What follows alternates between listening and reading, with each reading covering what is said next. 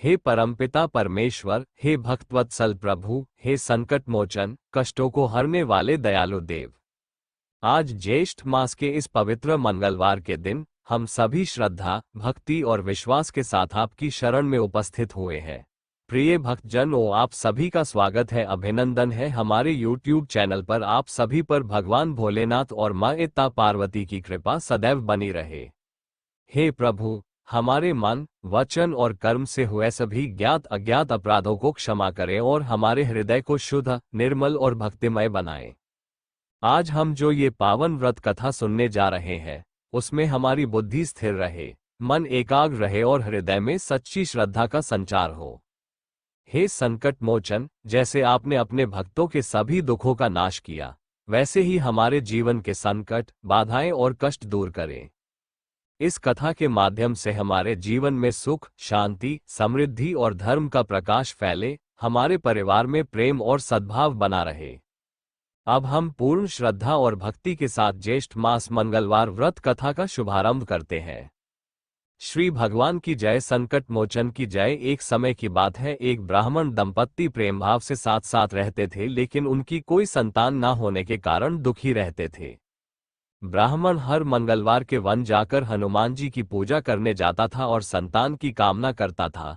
ब्राह्मण की पत्नी भी हनुमान जी की बहुत बड़ी भक्त थी और मंगलवार का व्रत रखती थी।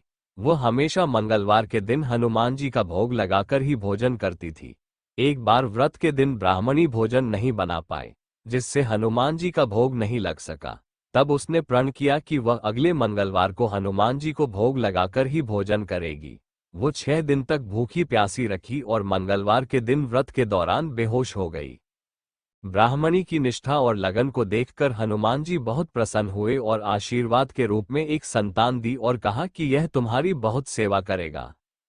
संतान पाकर ब्राह्मणी बहुत प्रसन्न हुई और उसने बालक का नाम मंगल रखा। कुछ समय बाद जब ब्राह्मण घर आया तो घर में बच्चे की आवाज सुनाई दी और अपनी पत्नी से पूछा कि आखिर यह बच्चा कौन है। ब्राह्मणी की पत्नी ने कहा कि हनुमान जी ने व्रत से प्रसन्न होकर अपने आशीर्वाद के रूप में ये संतान हम दोनों की दी है। ब्राह्मण को अपनी पत्नी की इस बात पर विश्वास नहीं हुआ।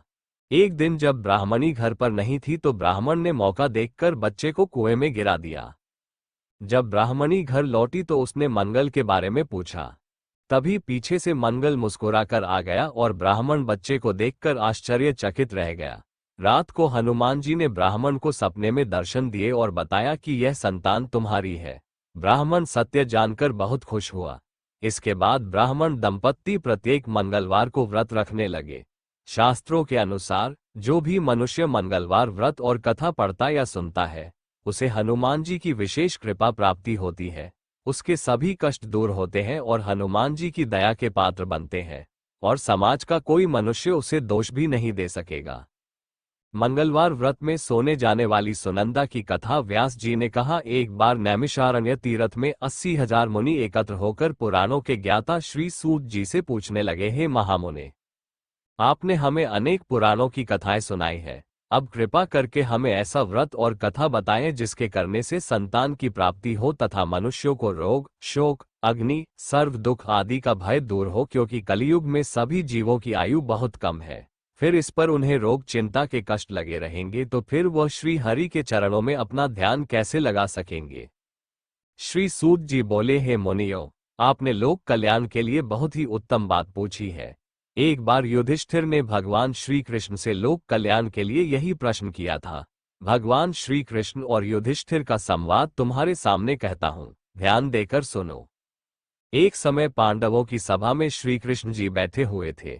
तब युधिष्ठिर ने भगवान श्री कृष्ण से प्रश्न किया, हे प्रभु नंदनंद गोविंद, आपने मेरे लिए अनेकों कथाएं सुनाई है। आज आप कृपा करके ऐसा व्रत या कथा सुनाएं जिसके करने से मनुष्य को रोग, चिंता का भय समाप्त हो और उसको पुत्र की प्राप्ति हो। हे प्रभु, बिना पुत्र के जीवन व्यर्थ है। पुत्र के बिना मनुष्य नरकागामी होता है। पुत्र के बिना मनुष्य पितृ ऋण से छुटकारा नहीं पा सकता और न ही उसका पुण्यग नामक नरक से उद्धार हो सकता है। अतः पुत्रदायक व्रत बतलाएं। श्री कृष्ण भगवान बोले, हे राजन, मैं एक प्राचीन इतिहास सुनाता हूँ, आप उसे ध्यानपूर्वक सुनो। कुंडलपुर नामक एक नगर था। उसमें नंदा नामक एक मन रहता था। भगवान की कृपा से उसके पास सब कुछ था, फिर भी वह दुखी था। इसका कारण ये था कि मन की स्त्री सुनंदा के कोई संतान न थी। सुनंदा पतिव्रता थी, भक्तिपूर्वक श्री हनुमान जी की आराधना करती थी। मंगलवार के दिन व्रत करके अंत में भोजन बनाकर हनुमान जी का भोग लगाने के बाद स्वयं भोजन करती थी। एक बार मंगलवार के दिन मणिग्रह कार्य की अधिकता के कारण हनुमान जी को भोग न लगा सकी, तो इस पर उसे बहुत दुख हुआ। उसने कुछ भी नहीं खाया और अपने मन में प्रण किया कि अब तो अगले मंगलवार को ही हनुमान जी का भोग लगाकर अन्न जल ग्रहण करूंगी। मणि सुनंदा प्रतिदिन भोजन बनाती, श्रद्धापूर्वक पति को खिलाती, परंतु स्वयं भोजन नहीं करती और मन ही मन श्री हनुमान जी की आराधना करती थी। इसी प्रकार 6 दिन गुजर गए और मणि सुनंदा अपने निश्चय के अनुसार भूखी प्यासी निराहार रही।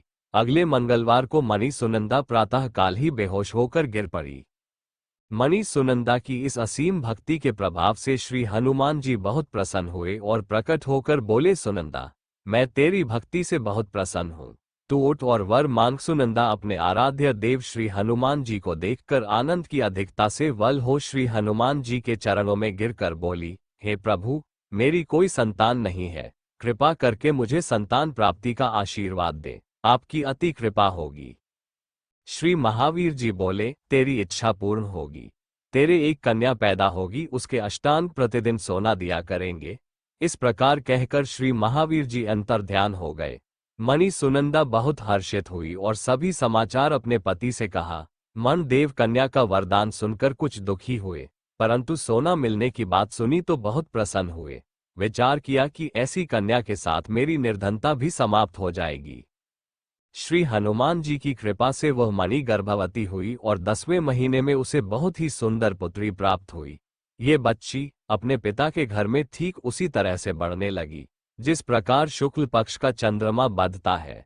10वें दिन मन ने उस बालिका का नामकरण संस्कार कराया।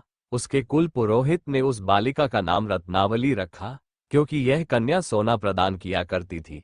इस कन्या ने पूर्व जन्म में बड़े ही विधान से मंगल देव का व्रत किया था। रत्नावली का अष्टांग बहुत सा सोना देता था। उस सोने से नंदा मन बहुत ही धनवान हो गया। अब मणि भी बहुत अभिमान करने लगी थी। समय बीतता रहा। अब रत्नावली 10 वर्ष की हो चुकी थी।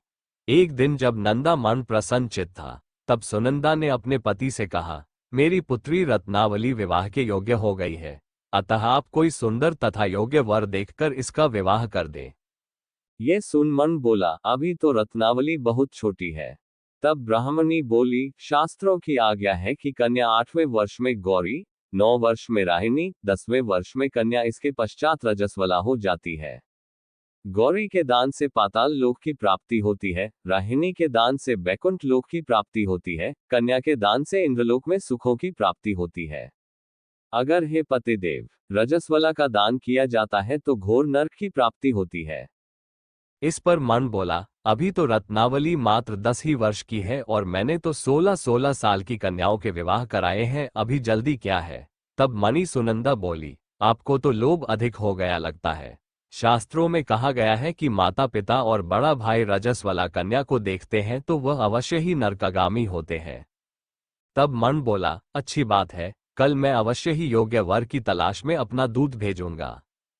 दूसरे दिन मन ने अपने दूत को बुलाया और आज्ञा दी कि जैसी सुंदर मेरी कन्या है वैसा ही सुंदर वर उसके लिए तलाश करो। दूत अपने स्वामी की आज्ञा पाकर निकल पड़ा। पंपई नगर में उसने एक सुंदर लड़के को देखा। यह बालक एक मन परिवार का बहुत गुणवान पुत्र था। इसका नाम सोमेश्वर था। दूत ने इस सुंदर व गुणवान मन पुत्र के बारे में अपने स्वामी को पूर्ण विवरण दिया। मन नंदा को भी सोमेश्वर अच्छा लगा और फिर शुभ मुहूर्त में विधिपूर्वक कन्या दान करके मन मणि संतुष्ट हुए। परंतु मन के मन तो लोभ समाया हुआ था। उसने कन्यादान तो कर दिया था, पर वह बहुत खिन्न भी था। उसने विचार किया कि रत्नावली तो अब चली जाएगी और मुझे इससे जो सोना मिलता था वह अब मिलेगा नहीं।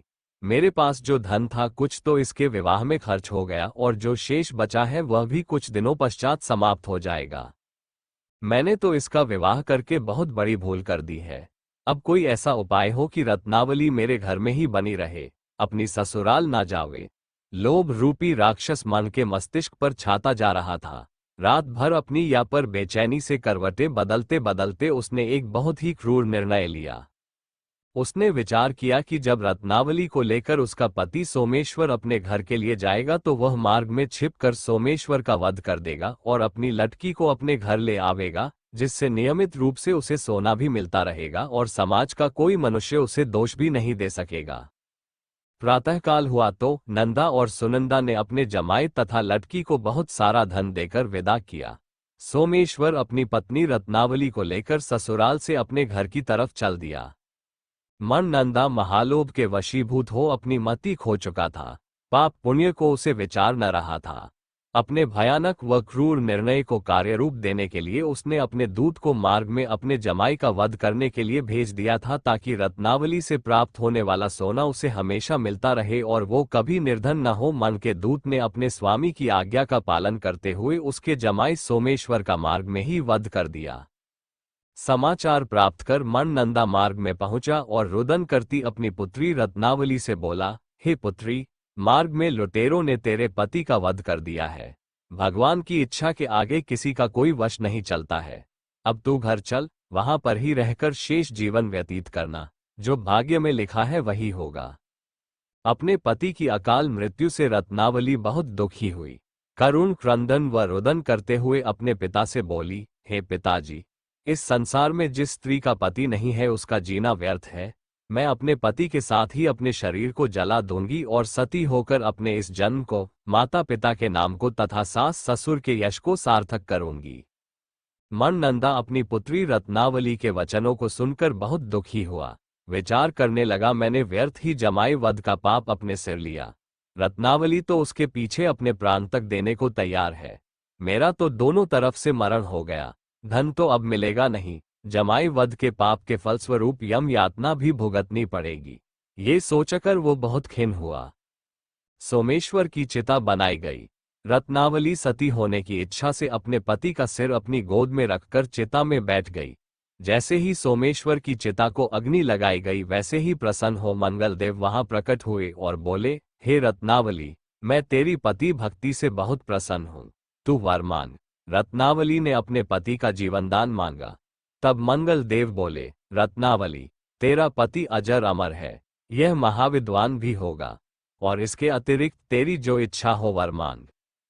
तब रत्नावली बोली, हे ग्रहों के स्वामी, यदि आप मुझ पर प्रसन्न हैं तो मुझे यह वरदान दीजिए कि जो भी मनुष्य मंगलवार के दिन प्रातःकाल लाल पुष्प, लाल चंदन से पूजा करके आपका स्मरण करे, उसको रोग व्याधि न हो, स्वजनों का कभी वियोग न हो, सर्प, अग्नि तथा शत्रुओं का भय न रहे। जो स्त्री मंगलवार का व्रत करे वो कभी विधवा न हो। मंगलदेव तथास्तु कहकर अंतर ध्यान हो गए। सोमेश्वर मंगलदेव की कृपा से जीवित हो उठा। रत्नावली अपने पति को पुनः प्राप्त कर बहुत प्रसन्न हुई और मंगलदेव का व्रत प्रत्येक मंगलवार को करके व्रतराज और मंगलदेव की कृपा से इस लोक में सुख ऐश्वर्य को भोगते हुए अंत में अपने पति के साथ स्वर्ग लोक को गई। मंगलवार व्रत कथा समाप्त होती है। हे दयालु प्रभु, हे संकट मोचन कृपालु भगवान, आपकी असीम कृपा से हमने ज्येष्ठ मास के इस पावन मंगलवार व्रत कथा को श्रवण और पूर्ण करने का सौभाग्य प्राप्त किया। यदि इस कथा के श्रवण, वाचन या पूजन में हमसे कोई त्रुटि, भूल या अशुद्धि हुई हो तो हे प्रभु हमें क्षमा करें। हे भगवान, इस कथा का जो भी पुण्य फल है वह हमें, हमारे परिवार को और समस्त जीवों को प्राप्त हो। हमारे जीवन से सभी दुख, कष्ट, रोग और बाधाएं दूर करें और हमें सदैव धर्म के मार्ग पर चलने की प्रेरणा दे। हमारे घर परिवार में सुख, शांति और समृद्धि बनी रहे। भक्ति और विश्वास कभी कम ना हो। हे संकट मोचन, आपकी कृपा दृष्टि सदैव हम पर बनी रहे। अंत में हम सब मिलकर आपके चरणों में कोटि कोटि प्रणाम करते हैं। जय श्री राम, जय हनुमान संकट मोचन भगवान की जय।